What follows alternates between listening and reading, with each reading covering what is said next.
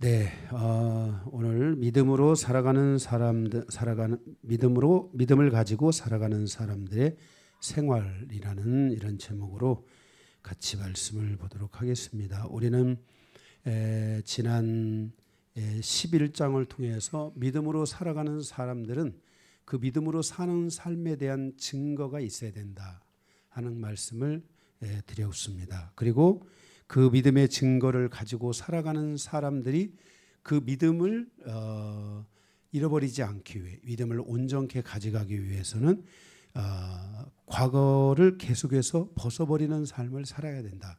우리의 삶이 과거로 돌아가는 게 아니라 과거를 벗어버리는 삶을 살아가야 된다라고 말씀을 드렸습니다. 두 번째로는 인내로서 우리에게 놓여 있는 싸움을 싸우면서 가야 된다. 우리가 수없이 많은 우리 안에 이런 싸움들이 있습니다. 이 그리스도인으로 살아가는 것에 대한 싸움들, 우리의 생각을 통해서 들어오는 공격들, 수없이 많은 싸움들이 있는데 그 싸움들을 우리가 싸우면서 계속해서 믿음으로 전진해 가야 된다라고 말씀을 드렸습니다. 세 번째로는 믿음의 주요 온전케 하신 이인 예수를 바라봐야 된다. 우리는 하나도 둘도 셋도 계속해서 예수를 바라봐야 됩니다. 예수 그리스도는 우리의 신앙의 머리이시고 우리의 믿음의 머리이며 우리가 살아가는 모든 삶의 머리가 되신 분이 예수 그리스도이십니다. 그래서 예수 그리스도를 계속 잡아야 되고 우리의 일상에서도 우리의 어떤 상황에서도 계속 예수를 부르고 예수를 향해서 가는 그런 삶이 우리에게 있어야 됩니다. 그렇게 예수님을 바라볼 뿐만 아니라 또한 예수를 생각하라 그랬습니다. 예수를 고려하라, 예수를 숙고하라, 예수를 계속해서 그분에 대해서 내 마음속에 그분이라면, 예수님이라면 이렇게 예수님이 가셨던 길을 나도 가야 된다라는 이런 믿음을 가지고 계속 갈 수 있어야 된다는 것을 말씀을 드렸습니다. 이러한 권면을 중심으로 히브리서 13장, 이제 이 마지막 장은 믿음을 가지고 살아가는 성도들의 그 일상적인 생활에 대해서 우리가 이제 믿음을 가지고 살아가는 성도들의 삶의 일반적인 삶이 있잖아요. 거기에서 우리가 반드시 풀어가야 될, 또 가지고 살아가야 될 거기에 대해서 10가지를 우리에게 말씀해 주고 있습니다. 그 10가지 말씀을 오늘 함께 보면서 은혜 뵙기를 원합니다. 오늘 10가지입니다. 10가지. 10가지니까 네. 뭐 길 수도 있고 짧을 수도 있고. 그죠? 예.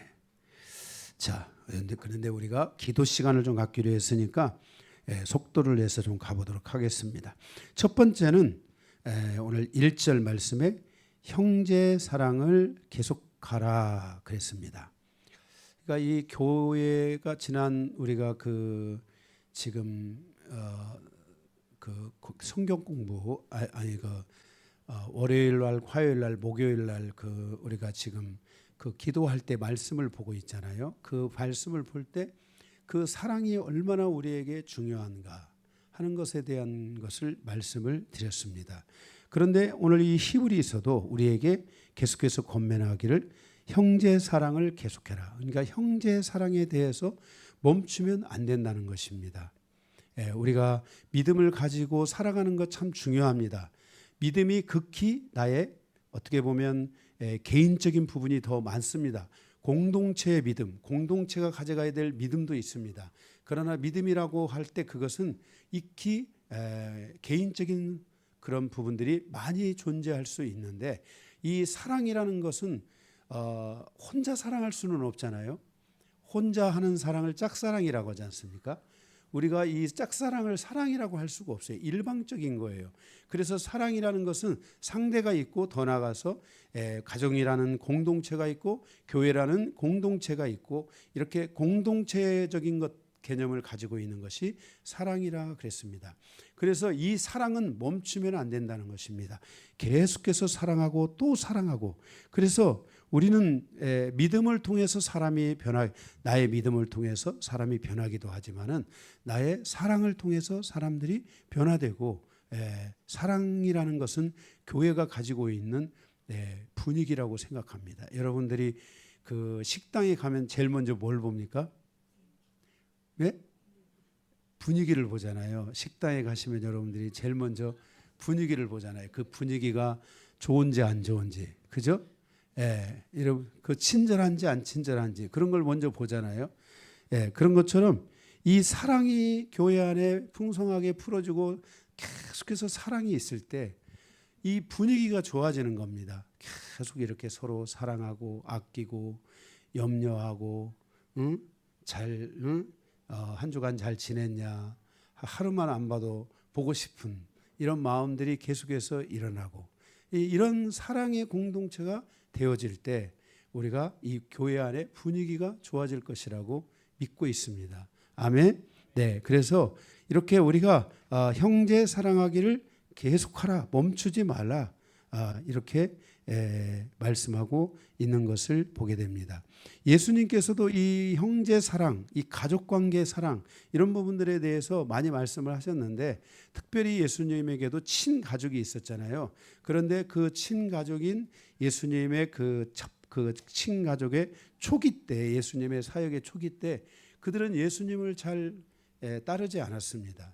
예수님에 대해서 이 귀신 들렸다고 그러고 예수님에 대해서 그 부정적인 이런 성향들을 가지고 있었는데, 그런데 그런 과정에서 예수님께서 말하기를 진정한 나의 가정은 믿음의 가족들이다. 이 믿음의 가족들이 나의 진정한 가족이다. 그러면서 우리가 그들 안에서 함께 사랑하고 소중하게 여겨야 될 것에 대해서 우리에게 말씀해 주고 있습니다. 이렇게 사도 베드로는 예수님의 그러한 말씀을 바탕으로 해서, 예수님께서 이 말씀하신 그 바탕을 그것을 기준으로 해서 이 사도 베드로가 자기가 쓴 베드로 서신에 형제 사랑에 대한 것을 말씀하고 있습니다. 그래서 형제 사랑에 대해서 베드로후서 1장에 보면 사도 베드로가 말씀하고 있는 것을 보게 됩니다. 또 예수님께서도 그 제자들이 이제 예수님을 그 베드로가 부인한다고, 그 예수님을 모른다고 부인하고 십자가를 진 뒤에 제자들이 많이 흩어졌잖아요. 그럴 때 예수님께서 제일 먼저 찾아온 게 베드로를 찾아왔잖아요. 찾아왔을 때 베드로에게 나의 제자야 이렇게 말하지 않고 나의 형제야, 네가 나를 사랑하느냐 이렇게 묻고 있는 것을 보게 됩니다. 이렇게 우리가 교회 공동체라는 것은 믿음의 이 결속도 참 중요하지만은 사랑의 결속이 일어날 때 그것이 참 가족 공동체가 되는 것이고, 바로 그것이 주님이 말씀하신 믿음의 진정한 패밀리 공동체가 될 수 있다는 것을 우리에게 말씀해 주고 있는 것입니다.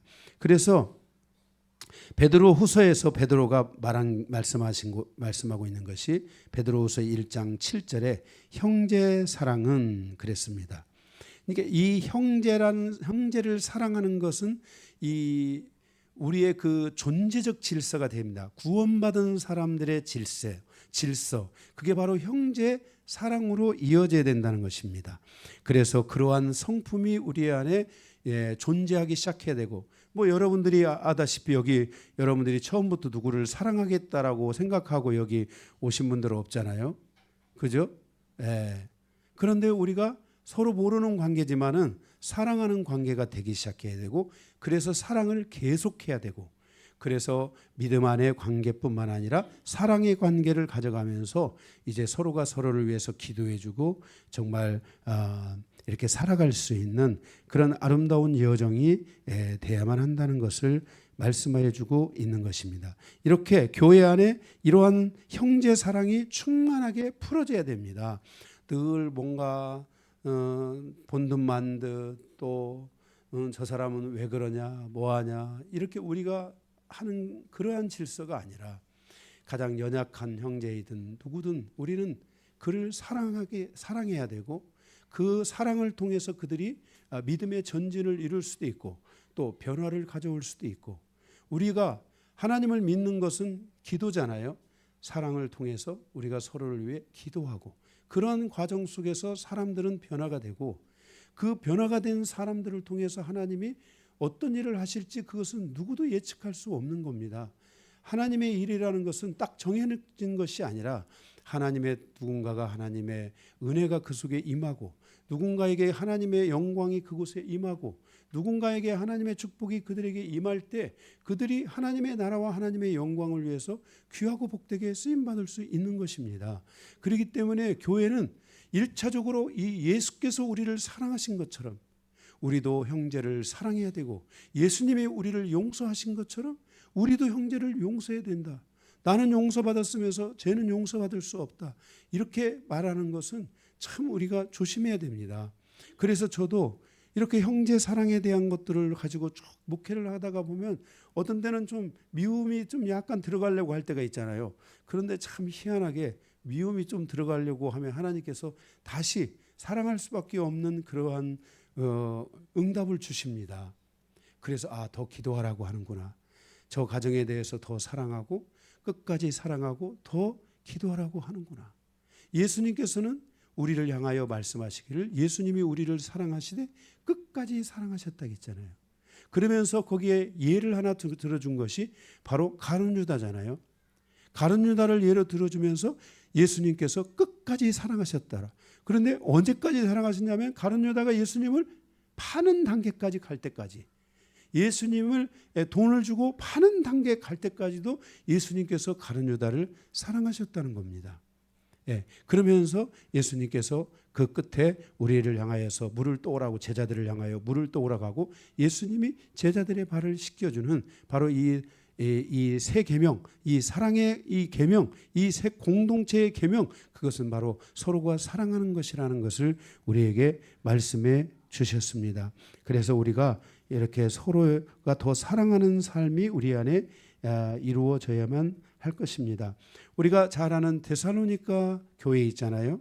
데살로니가 교회는 3주 만에 교회 안에 믿음이라는 기초와 사랑이라는 기초와 소망이라는 기초를 다 완성해 가지고 정말 가장 빠른 시간 안에 교회됨을 이루어서, 이제 저도 이제 아마 몇 주 후면은 이제 성지 순례를 가서 데살로니가 그쪽 교회, 빌립보 이쪽 교회를 이제 다녀오게 되겠지만은, 이 데살로니가 이 교회는 바로 그렇게 3주 만에 이 사랑이 완성시켜간 교회입니다. 그래서 데살로니가전서 4장 9절에 형제 사랑에 관하여는 너희에게 쓸 것이 없으면 너희들 자신이 하나님의 가르침을 받아 서로 사랑함이라. 그러니까 하나님의 말씀을 가르치고 그 가르침을 받은 그대로 사랑했다는 거예요. 우리가 이런 것들이 굉장히 중요한 거예요. 말씀을 받고 말씀을 가르침을 받되 그것을 우리가 실천하지 않는, 우리는 말씀을 받고 그것을 실천하는 그러한 신앙을 훈련해야 되고, 그러한 신앙을 우리가 살아가는, 그래서 그 삶을 통해서 하나님의 열매가 맺혀지는 이런 신앙이 우리에게 이루어져야 될 줄로 믿습니다. 아멘. 그래서 이렇게 우리가 주님은 히브리서를 통해서 형제 사랑을 계속하라 이렇게 말씀해 주셨습니다. 두 번째로는 손님 대접하기를 잊지 말라, 등한시하지 말라 그랬습니다. 거기 보면은 손님 2절에 손님 대접하기를 잊지 말라. 이로써 부지 중에 천사들을 대접한 이들도 있었느니라 하면서 아브라함이 계속 손님 대접하기를 멈추지 않았잖아요. 그 멈추지 않는 과정에서 그에게 예수님이 오신 거예요. 하나님이 오신 거예요. 근데 그게 하나님인 줄을 몰랐어요. 이렇게 우리의 삶 속에서 이렇게 고아와 과부와 나그네와 가난한 자들을 신원하고 돌보는 이와 같은 우리가 삶을 계속 살아가야 될 줄로 믿습니다. 그래서 하나님께서 교회 안에 이렇게 부유한 사람들을 보내주시는 것도 참 좋습니다. 부유한 사람들이 오면 교회 급한 불들이 다 꺼지잖아요.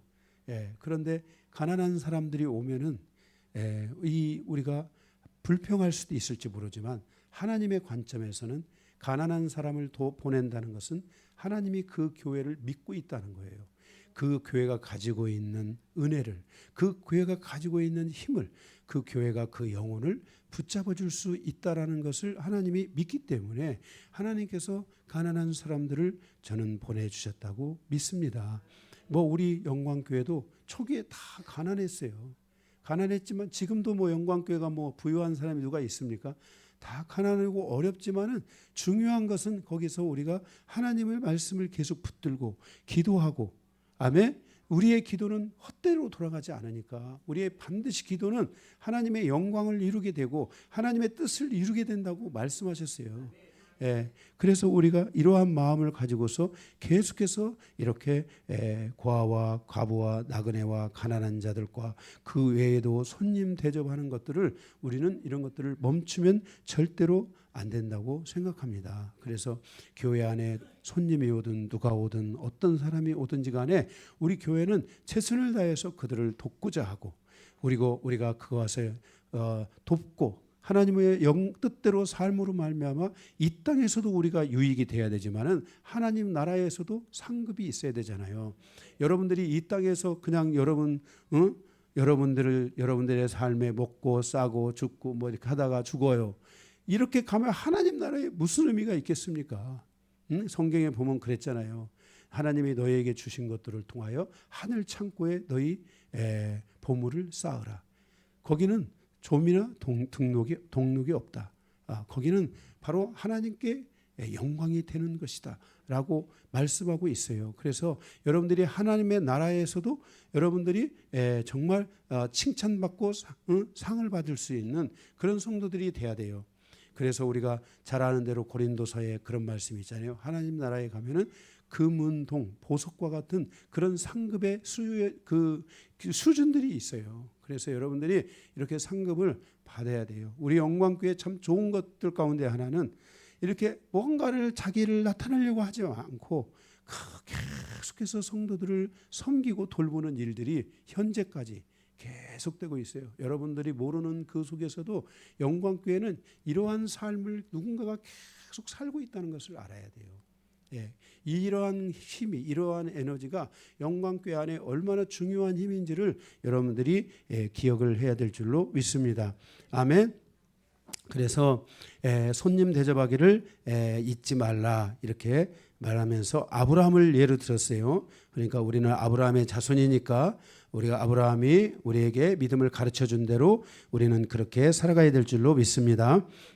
세 번째로는 갇힌 자를 자신이 갇힌 것처럼 생각하고 잘 돌보고 인도해야 될 것을 말씀하고 있어요. 그러니까 예수님 때문에 핍박을 받는 사람들, 예수님 때문에 때로는 공격을 받고 예수님 때문에 정말 왕따를 당하고 예수님 때문에 놀림을 당하고 예수님 때문에 괴롭힘이 있고 예수님 때문에 아픔과 고통이 있는 영혼들에 대해서 그들을 돌봐라 이렇게 말씀을 하고 있어요. 3절에 보면 너희도 함께 갇힌 것 같이 갇힌 자를 생각하고 너희도 몸을 가졌은즉 학대받는 자들을 생각하라.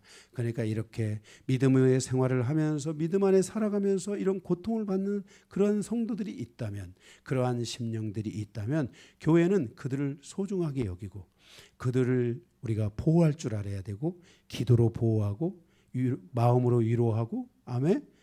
그리고 여유가 있으면 밥이라도 한 끼 사주고 이렇게 하면서 서로가 이걸 계속 돌보는 이런 일들을 교회가 잘 해야 될 줄로 믿습니다. 아멘. 네 번째로는 모든 사람은 결혼을 귀히 여기라 그랬습니다. 모든 사람은 결혼을 귀히 여기라. 침소를 더럽히지 않게 하라. 음행하는 자들과 간음하는 자들을 하나님이 심판하신다. 음행하고 간음하는 자들에 대한 하나님의 심판이 있기 때문에, 왜냐하면 우리가 영과 육이라는 것은 분리될 수 없잖아요. 하나님의 나라에 갈 때 분리돼서 갈 수가 없어요. 같이 가는 거기 때문에 우리가 음행과 간음과 이런 것들에 대해서는 하나님께서 이런 것들을 기뻐하지 않기 때문에 이런 것들에 대해서 우리가 넘어지면 안 된다는 거예요. 그래서 차라리 결혼을 하라. 이것에 넘어질 수 있거든 결혼할 자를 찾아라. 그러니까 그것이 아니라면은 이제는 담대함을 가지고 믿음으로 살아가는 그런 삶을 살아야 된다는 것을 우리가 기억해야 될 줄로 믿습니다. 그래서 이 결혼의 문제는 개인의 그 성결, 개인의 거룩성과 매우 밀접한 관계가 있기 때문에 이것을 우리가 만약에 내가 이것을 참을 수 없다면은 결혼을 통해서 자기의 믿음을 지키고 성결을 지키고 거룩함을 지켜라 이렇게 말씀하고 있는 것입니다. 그러니까 우리가 내가 갑자기 어떤 상황이 생겼는데 내가 갑자기 결혼을 하고 싶다 해서 결혼을 하는 거예요. 이게 죄가 되는 게 아닙니다. 문제가 되는 게 아닙니다. 다만 하나님 앞에 기도를 하고 정말 하나님이 주신 사람들, 하나님이 정말 기뻐하는 사람들, 우리 인간적으로는 결핍이 있을 수 있겠지만은 영적으로는 이러한 결핍을 우리가 가지면 안 됩니다. 이러한 것들에 대하여 믿음을 가지고 갈 수 있는지, 우리의 연약함에 대하여 주님을 바라보고 갈 수 있는지, 이런 것들은 우리에게 매우 소중한 자산입니다. 아무리 많은 것을 가지고 있어도 주님을 바라보고 가지 않는다면 그 가지고 있는 것이 무슨 유익이 있겠습니까? 그래서 우리가 이렇게 결혼을 우리가 귀히 여기라 하는 이 말씀은 자기 스스로를 지켜가고 그 지킴을 통해서 하나님과의 올바른 믿음의 관계를 열어가고 거룩함의 관계를 열어가면서 하나님의 자녀로서의 그런 삶을 살아가는 데 부족함이 없도록 하라고 이렇게 그래서 결혼을 귀히 여기라 그랬어요. 그래서 결혼을 하신 분들은 잘 사시기 바랍니다. 아멘. 네, 잘 사시기 바랍니다. 저희 우리 모두 영광교회 모든 성도들이 잘 살기를 주님의 이름으로 축복합니다. 다섯 번째로는 다섯 번째로는 돈을 사랑하지 말고 있는 바를 족한 줄로 알라 그랬습니다. 돈을 사랑하지 말고 있는 바를 족한 줄로 알라. 그러니까 우리의 신앙이 돈과 연결이 돼 있으면 안 됩니다.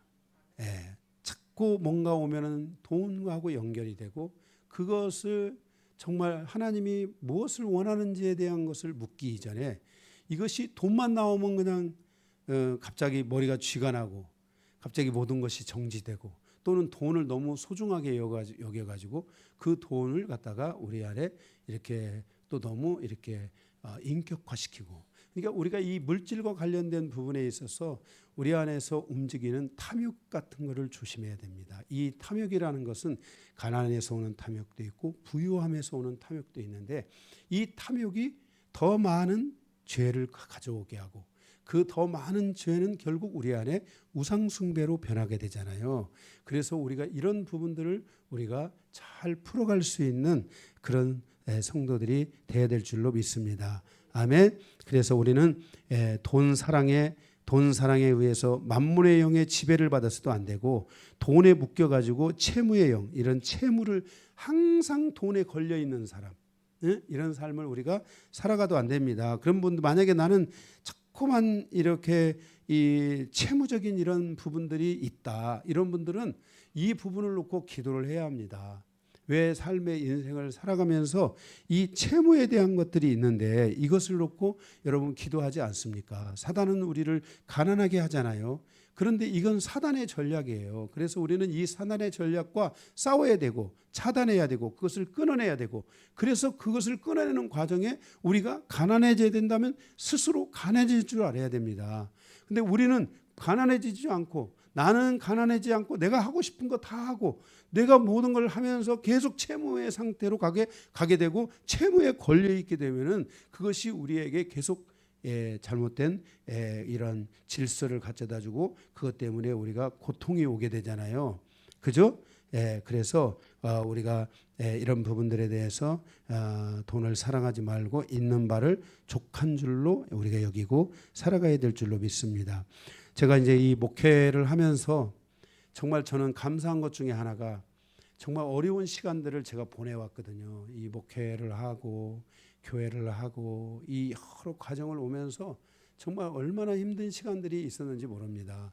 정말 저희 부부가 돈 때문에 다툼도 수도 없이 많이 하고, 그런데 저는 돈 때문에 다투지만 그 상황을 딱 지나고 나서 저는 물질에 대한 제 마음에 항상 그 부담이 없었던 거예요.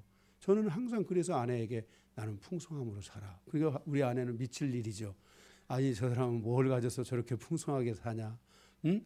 진짜 쥐뿔도 없으면서 이렇게 그게 아내에게는 공격이 됐는지 모르지만 저는 이런 물질에 대한 부분에 이것이 저에게 압박이 되지를 않았어요. 그러니까 기도하면 된다. 이런 마음이 늘 있었죠. 이게 저 만약에 우리 아내가 저한테 돈 줘 이것만 안 했다면은 기도해. 나는 이거는 돈 때문에 기도하고 이거는 뭐 제가 강다성에 올라가서 어렵고 힘들으면 가서 거기서 철회하면서 기도하고 이런 거는 밥 먹듯이 늘 하고 살았어요. 예? 진짜 없으면 하나님께 나아가서 기도하고 그렇게 하나님을 붙들고 살아간 거예요. 그러니까 저는 가난이 저의 삶에 저를 이끌지 못했어요. 그래서 그런 거에 대한 첫 번째 사역집 가면서부터 하나님께서 그런 가난에 대한 문제를 풀어가게 하시고 그리고 그 뒤로도 목회를 하면서 가난했던 사람들이 저를 만나면서 큰 부자는 안 되더라도 다 나름대로 다 하나님께서 그들을 축복하시기 시작한 거예요. 예, 제가 어떤 분들은 정말 15년을 개인적으로 제가 기도를 해주신 분도 있어요. 근데 정말 그 기도를 하니까요 하나님께서 정말 어마어마하게 축복하시기 시작하더라고요. 그래서 우리가 이렇게 어떤 부분이든지 이 돈에 매여 있으면 안 돼요. 예? 그래서 여러분들이 이런 부분들에 대해서 여러분들이 차라리 가난해지는 걸 선택할 줄 알아야 돼요. 조금 후퇴해야 돼요.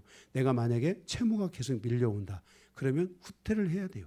후퇴를 해서 이것을 어떻게 할 것이냐. 내가 조금 더 가난해지자.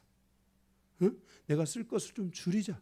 뭔가를 좀 줄이자. 하는 이렇게 우리가 스스로 가난해질 줄 알면서 이 가난을 향하여 우리를 가난하게 하려는 사단의 이런 영적인 공격들을 우리가 차단시켜 버려야 돼요. 아멘. 예, 그래서 이런 것들에 대해서 여러분들이 기도도 해야 되고 이런 것들에 대해서 여러분들이 하나님 앞에 결단도 해야 되고 그래서 여러분들이 이런 걸 잘해서 여러분들의 삶이 풀어가실 수 있기를 바랍니다. 예, 그래서 돈을 사랑하지 말고 있는 바를 족한 줄로 알라 이렇게 말씀하셨습니다. 여섯 번째로는 너희들을 인도하는 자를 생각하라 그랬습니다. 거기 7절에 보게 되면 하나님의 말씀에 너희를 일러주고 너희를 인도하는 자들을 생각하라. 이게 주의 종들을 좀 여러분들이 생각해야 된다는 거예요. 주의 종을 항상 잘 돌보고 주의 종을 잘 이끌고 주의 종이 편안한가 보고 여러분들이 이 사모님을 포함한 우리 모든 성도들은 주의 종의 이 얼굴에 이 주일날 이 얼굴이 만약에 조금 어둡다 그러면은 이게 큰일 났다 이게 이런 마음들을 갖고 여러분들이 주의 종의 마음을 이게 풀어줘야만이 주의 종이 주일날 아침에 여기 섰을 때 이 얼굴이 밝으면 여러분들이 보기가 좋잖아요. 그죠? 그러니까 이 주의 종의 마음이 항상 편안하도록 이렇게 해야 되고 너희를 인도하는 자들을 잘 살피라 그랬잖아요.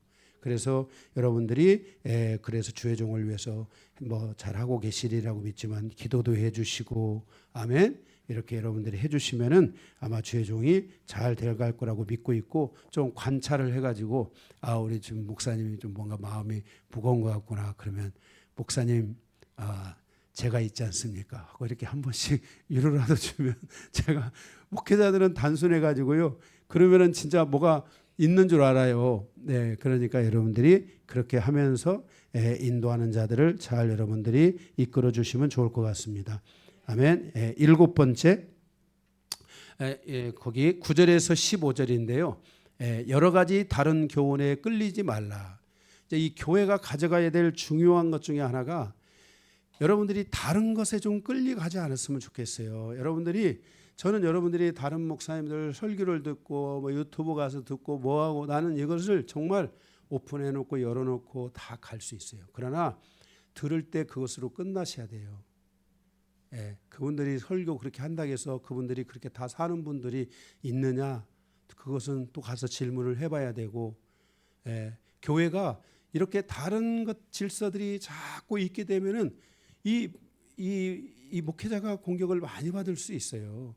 지금 뭐 우리 교회에서 주고 있는 뭐 말씀들이 지금 여러분들이 지금 얼마나 이 지금 말씀이 많은지를 정말 제가 지금 뭐 목회한 일에 가장 많은 말씀들을 쏟아부어 주고 있어요. 월, 화, 목요일 날 말씀 전해주지, 수요일 날 전하지, 금요일 날 전하지, 주일 날 전하지. 여러분들이 이 말씀만 가지고도 좀 그걸 가지고 지식으로만 하지 말고 말씀을 가지고 사랑하라 그러면 사랑하고 용서 그러면 용서를 위해서 기도하고 이래서 삶이 여러분에게 열려질 때까지 그것을 놓고 기도하는 삶을 살아가야 되지. 여러분들이 다른 것들을 자꾸 듣다 보면 여러분의 이 영이 맑지를 못해요. 예? 맑지를 못하고 여러분들이 막 쓸데없이 그런 공격들을 많이 받게 되고 그 공격이 여러분들이 통해서 저에게 오는 거예요. 왜냐하면 여러분들이 그런 공격을 받으니까 막 영이 다른 쪽으로 튀잖아요. 말씀이 아멘이 되고 말씀이 쏙쏙 들어오고 그 말씀을 그대로 살아야 되겠다 하는 이런 결단도 일어나고 이래야 되는데 뭔가 그것들이 튀니까 그 공격이 저에게 오는 거예요. 저에게 그 공격이 오면은 아, 저분들 뭔가 지금 많이 보고 있구나. 저분들 뭐 이렇게 해서 뭐 이런 값이구나. 이런 공격들을 받으면은요. 이게 사단이 또 우리를 향해서 공격할 수 있잖아요. 그래서 이런 다른 교훈들에 여러분들이 끌리면 안 돼요. 여러분들이 다른 것 뭐 여러분들이 일단은 하나님의 우리 영광교회를 통해서 주시는 이 말씀들을 잘 드시고 그것들을 삶으로 잘 가져가고 그리고 내가 좀 뭐 오늘은 뭐 찰밥도 먹고 보리밥도 먹어야 되겠다. 외식 좀 해야 되겠다 하는 분들은 하세요. 할 수도 있어요. 하라는 건 아닙니다. 네, 안 하면 좋겠지만 하는 걸 어떻게 하겠어요? 그럴 경우에는 여러분들이 그거에 여러분들이 현혹되면 안 돼요. 네, 그래서 막 누가 어쩌고 저쩌고 막 이런 부분들 그러면 제가 저희 친구 목사 중에 너나 잘해라 이런 목사님이 계세요. 그러니까 우리가 이런 말씀을 듣고 먼저 내가 하나님 앞에서 삶이 되어지고 그게 그 말씀을 들었다면 들은 만큼 더 헌신도 해야 되고 더 희생도 해야 되고 더 믿음도 좋아져야 되고 더 하나님을 사랑해야 돼요. 안 그래요? 그렇게 중요한 말씀들을 많이 들었다면 더 많이 헌신해야 되지 않겠어요? 그런데 그것이 헌신하고 사랑하고 믿음으로 살아가는 삶으로 연결되지 못하고 오히려 그것이 계속 갈등이 오고 고통이 오고 거기서 계속 뭔가 판단이 오고 이런 것들이 온다면 교회가 정결하지 않아요. 교회는 순수복음, 예수의 복음으로 말미암아 순수복음이 교회 안에 쭉 흘러가야 되지. 그 사도 바울이 그 갈라데 교회 안에 율법이 들어오는데 그것을 차단하기 위해서 사도 베드로와 싸우잖아요. 싸우면서까지 그걸 차단하잖아요. 너희가 은혜로 시작해서 율법으로 마치려 하느냐 하면서 싸우잖아요. 우리가 율법의 삶을 청산하고 은혜로 가는 시간은 정말 그것은 너무너무나 어려운 시간입니다. 그러나 우리가 율법으로 돌아가 버리는 것은 순간적으로 돌아갈 수 있어요. 왜냐하면 우리 인생 자체가 다 어려서부터 율법 아래 살아왔잖아요. 그래서 우리가 이 하나님 안에서 이 하나님의 말씀의 교훈을 따라 살아가는 이런 삶이 우리에게 중요하다는 것을 알고 만약 여러분들이 다른 것들을 접한다면 더 많이 봉사하시기 바랍니다. 그분들이 뭔가를 희생했다, 뭔가를 했다 이런 분들은 더 많이 힘들다고 하지 말고 더 많이 봉사하고 더 많이 헌신하고 더 많이 사랑하고 더 많이 믿음으로 가고 이런 삶이 우리에게 있어야 될 줄로 믿습니다. 아멘. 네. 그리고 여덟 번째 오직 선을 행함과 서로 나누어 주기를 잊지 말라 그랬습니다. 16절에 보시면 오직 선을 행함과 서로 나누어 주기를 잊지 말라. 하나님은 이 같은 제사를 기뻐하시느니라 그랬습니다. 그래서 하나님은 바로 이 선을 행함과 그랬습니다. 우리가 이 하나님의 이 선에 대해서 우리가 좀 집중할 필요가 있습니다. 하나님이 나를 구원하시고 나를 창조하시고 나를 지으신 목적에는 바로 선을 행하기를 하나님이 원하신다는 것입니다. 그래서 하나님의 선이 무엇인가 여러분들이 이런 부분들을 잘 보셔야 되고 여러분의 삶에서 행동에서 여러분의 모든 부분에 있어서 그것이 때로는 나에게 거슬릴지라도 그 거슬리는 악을 여러분들이 선으로 바꿀 수 있어야 됩니다. 이게 진정한 신앙인 아니겠습니까?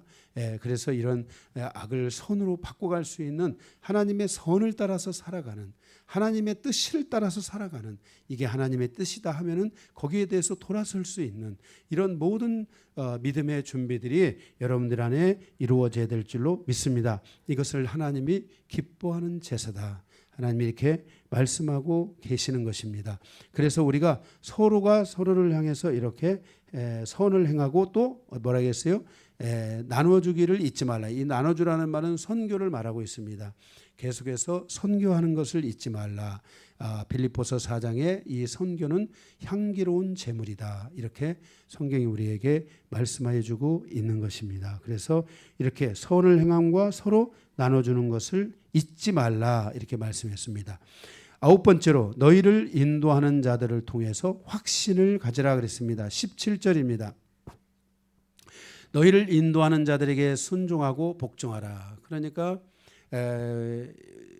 주의 종에게 주의 종의 말씀을 가르치고 그들을 말씀으로 인도하고 하나님의 뜻 가운데로 인도하고 그렇게 인도할 때 바로 순종하고 그 주의 순종을 통해서 하나님의 뜻을 확신해야 된다는 것입니다. 만약에 하나님께서 여러분들이 하나님의 말씀에 순종하지 않고 그것을 확신하지 않는다면 하나님이 여러분에게 직접 말씀하는 분이 아닙니다. 여러분들이 이 성경을 통해서 하나님의 뜻을 깨닫는 것은 여러분들 생각처럼 쉬운 게 아닙니다. 이게 지나가 버립니다. 이게 정말 목사들도 이 성경을 통해서 하나님의 뜻을 발견하는데 시간이 걸리잖아요. 그런데 여러분들이 나는 성경을 보고 거기서 하나님의 뜻을 알겠다. 이건 굉장히 어려운 거예요. 그래서 하나님께서는 주의 종의 말씀을 통해 설교를 통해 가르침을 통해 성도들에게 그 하나님의 뜻과 계획과 인도하심을 가르쳐 주거든요. 그때 여러분들이 그것을 통해서 확신을 해야 돼요. 그러니까 여러분이 확신하는 것보다 여러분이 어떤 것을 확신해 가는 것보다 더 중요한 것이 주의 종을 통해서 주는 확신이 더 중요하다는 것을 알아야 돼요. 그래서 여러분들이 하나님이 이러한 확신을 주실 때 여러분들이 이것을 소멸하면 안 됩니다. 왜냐하면 우리의 인생은 내일 일을 알 수 없잖아요. 하나님이 우리를 어떻게 인도할지 모르잖아요. 그래서 우리는 항상 하나님에 대해서 순종할 수 있는 마음을 가지고 있어야 되고 그 길을 하나님이 원하시는 그 길을 우리가 따라서 갈 수 있는 그런 깨어있는 그런 신앙이 우리에게 있어야 될 줄로 믿습니다. 아멘. 마지막으로 10번째 18절에서 19절입니다. 우리를 위하여 기도하라 그랬습니다. 거기 보면은 주의 종을 위하여 기도하라. 여러분들이 제가 정말 우리 성도들에게 여러분들이 주의 종을 위해서 꼭 기도하셔야 됩니다. 여러분들의 기도의 1번 첫 번째가 주의 종을 위해서 기도해야 됩니다. 왜냐하면 주의 종의 첫 번째 기도는 주의 종을 위해서 기도하는 게 아닙니다. 먼저 성도들을 위해서 기도합니다. 그래서 여러분들의 첫 번째 기도 제목은 주의 종을 위해서 기도하십시오. 여러분들에게 명령합니다. 여러분들이 주의 종을 위해 날마다 기도하고 그 주의 종이 더욱더 주님 안에 깨어 있을 수 있도록 기도하고 하나님의 사역을 잘 감당할 수 있도록 여러분들이 기도해 줘야 될 줄로 믿습니다. 아멘. 그래서 거기 18절에 우리를 위하여 기도하라. 우리가 모든 일에 선하게 행하도록 함으로 우리에게 선한 양심이 있는 줄을 확신하노라. 그러니까 주의 종들은 하나님 안에서 늘 살아가고 있다는 거예요. 19절 내가 속히 너에게로 돌아가기를 위하여 너희가 기도하기를 더욱 원하노라 그랬습니다. 그래서 항상 주의 종을 위하여 여러분들이 깨어있어 기도하시기를 당부를 드립니다. 아멘. 네. 그리고 20절에서부터 25절은 축복과 인사입니다. 양들의 큰 목자이신 우리 주 예수를 영원한 언약의 피로 죽은 자 가운데서 이끌어내신 평강의 하나님이 이렇게 하나님이 내 앞에 내용이 많지요. 서술적 내용이 그런 하나님이 21절 모든 선한 일에 너희를 온전하게 하사 그러니까 우리가 하나님의 일을 행할 때 하나님은 우리를 어떻게 하시는 거예요? 온전하게 하는 거예요. 그러니까 우리가 하나님의 일을 행하지 않으니까 온전하게 되지 않는 거예요. 그죠? 하나님의 말씀대로 살 때 우리가 온전해지는 거예요. 온전하게 하사 자기 뜻을 행하게 하시고 하나님의 뜻을 우리로 하여금 행하게 하시고 그 앞에 즐거운 것을 예수 그리스도로 말미암아 우리 가운데서 이루게 하시느니라. 그러니까 하나님의 뜻을 행하게 하시고 하나님이 기뻐하시는 것 또한 우리가 기뻐할 수 있는 것 이런 것들을 예수 그리스도로 말미암아 우리 가운데 이루어가기를 원하신다는 거예요. 그래서 여러분들이 이 말씀처럼 모든 선한 일에 여러분들이 그 선한 일에 너희가 온전하게 하사, 우리가 하나님의 선한 일을 행하게 되면 우리를 온전하게 하시고, 그 온전하게 하시는 그 안에서 하나님의 뜻을 행하는 과정에서 하나님은 우리에게 그 모든 것들을 응답해 주시고 이루어 주심으로 우리 모두에게 기쁨이 있게 하시겠다라는 것입니다. 그러므로 영광이 그에게 세세무궁토록 있을지어다. 이렇게 하나님의 모든 역사가, 예수 그리스도가 우리 안에 이루어 주시는 모든 은혜가, 이것이 우리에게 항상 있기 때문에 우리는 항상 이런 하나님의 질서 안에서, 하나님의 이 말씀의 가르침 안에서 살아가기를 간절히 바라고 소망해야 될 줄로 믿습니다. 그 외 22절에서 25절까지는, 25절에는 마지막 인사이고, 그 다음에 22절에는 이 말씀, 히브리서의 이 말씀이 우리들에게 주시는 권면이다 하는 것을 말씀하고 있고, 23절에는 여기 디모데를 언급했는데, 내가 디모데를 너에게 속히 보내겠다. 그가 속히 오도록 기도해라. 이렇게 말했습니다. 그래서 혹자들은 바로 이 디모데를 언급한 이 히브리서 13장 23절의 말씀을 통해서 이 히브리서의 기자, 이 히브리서를 기록한 사람이 바로 사도 바울이다라고 이렇게 말하기도 합니다. 물론 작자는 미상입니다. 누가 이 히브리서를 기록했는지에 대한 정확한 답은 없습니다. 그런데 23절에서 디모데가 나오잖아요. 디모데는 사도 바울의 아들이잖아요. 그래서 내가 속히 디모데를 너에게 보내겠다, 이렇게 말하는 것을 보게 되면은 이 히브리서를 쓰고 있는 그 기자, 이 기록한 사람이 바로 사도 바울이 아닌가라고 이렇게 말합니다. 그래서 만약 히브리서가 사도 바울이 기록한 서신으로 돌아가면 총 14권이 되게 되고요. 신약 성경 중에 사도 바울이 기록한 서신이 14권. 만약에 히브리서가 빠지게 되면은 바로 사도 바울이 기록한 서신이 총 13권이 되게 되는 것입니다. 그래서 여기 디모데가 언급이 됐는데, 뭐 13권이면 어떨고 14권이면 어떻겠습니까? 어쨌든 이 히브리서를 통하여 우리에게 하나님께서 이렇게 이 예수 그리스도의 대제사장으로서의 예수 그리스도의 여정, 이것을 통해서 우리에게 예수 그리스도가 하늘에서 하늘 성소의 사역을 하시며 이 땅의 모든 율법을 끝내시고 이제 예수 그리스도의 피로 말미암아 우리에게 은혜의 복음을 열어주셨다는 것을 우리가 히브리서를 통해서 배운 줄로 믿습니다. 이 히브리서를 통해 배운 것처럼 우리에게 믿음의 전진들이 이루어지고 믿음의 증거들이 드러나고 믿음에 합당한 삶들이 우리 안에 이루어져서 하나님께 영광이 되는 성도로서의 여정이 되시기를 주님의 이름으로 축복합니다.